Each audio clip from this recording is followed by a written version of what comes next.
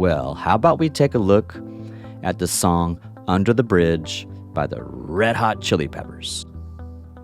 Originally a poem, and now a masterpiece, Anthony shares his struggles openly and touches all who listen. The meaning and the story behind the lyrics for many artists have a visceral connection. And might I add that the guitar playing at the beginning and the end of, Under the Bridge by the Red Hot Chili Peppers, awesome. Here is the most basic form of the song. We have an intro, guitar solo, John Frusciante throwing down one of our most well-known guitar riffs ever written. Man, wicked cool. We get to verse 1 after that, Anthony, vocals, we've also got some guitar playing there.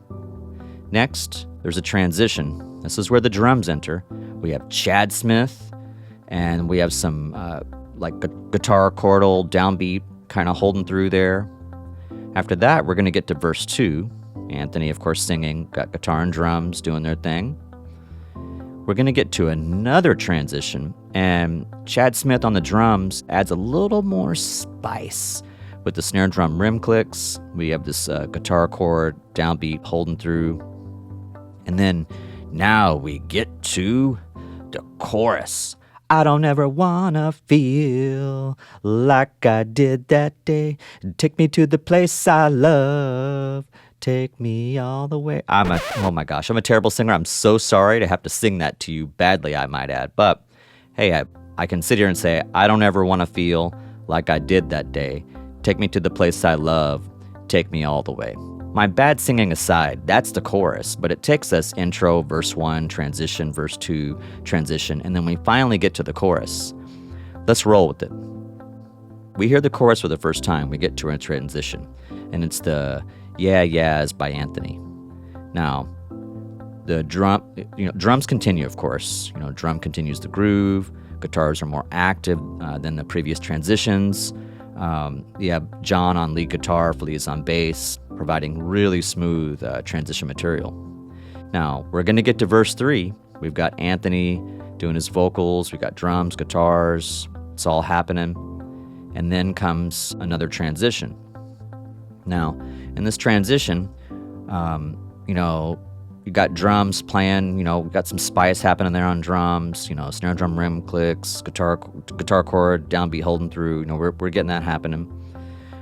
We get to the chorus again, and I won't sing it badly again, but back to the chorus.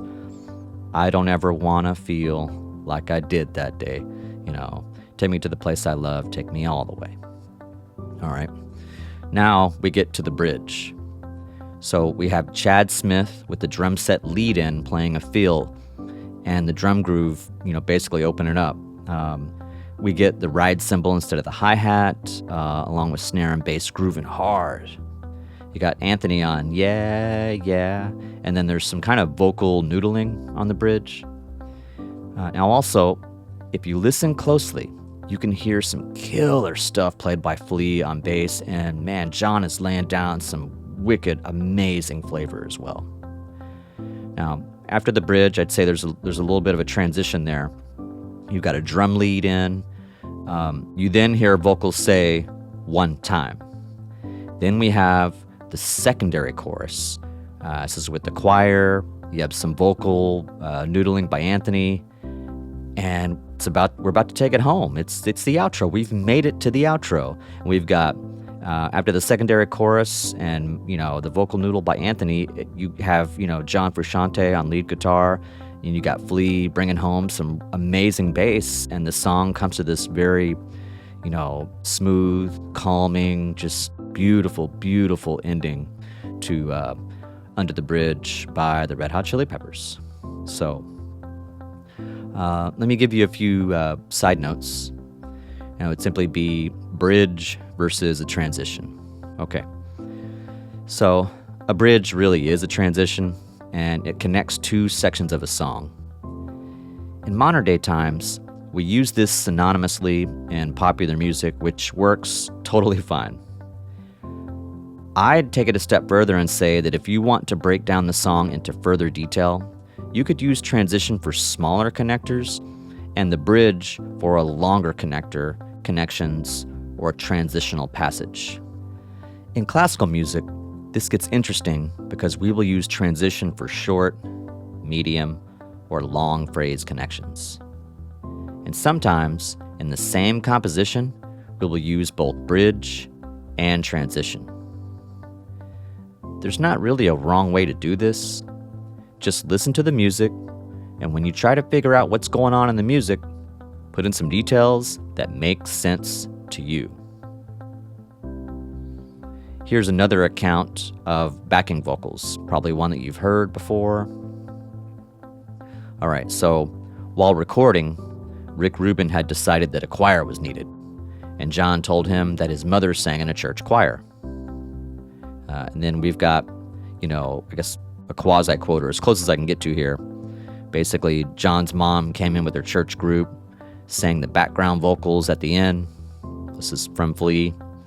And Flea's like, it was trippy seeing all these smartly dressed, middle-aged women up there singing Under the Bridge downtown.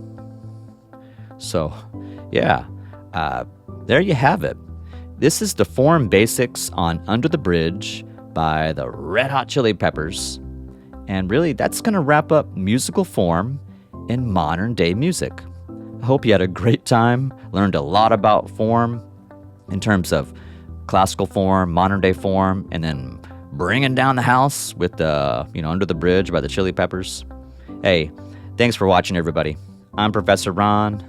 Enjoy your life, enjoy the music, and I'll see you in the next one.